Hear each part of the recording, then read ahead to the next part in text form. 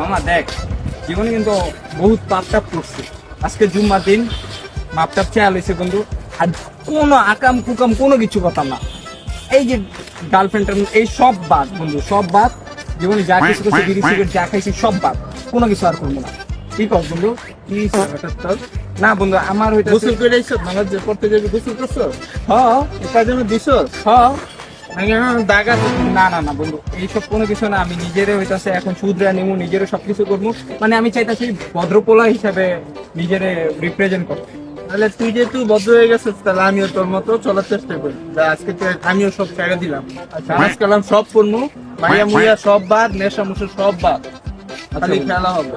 আচ্ছা বন্ধু, তাহলে ভালো থাকিস। ঠিক আছে, আল্লাহ হাফেজ। যাই জয় বন্ধু। আচ্ছা যাই। বিকালে বাইরিস। আচ্ছা বন্ধু।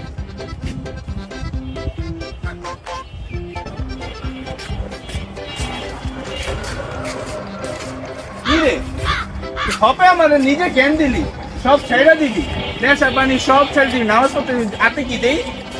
এই বিড়ি খেতেছিস তুই? আমার নিজে জ্ঞান দিয়ে তুই এই কাম করতেছ? ফাউল পোলা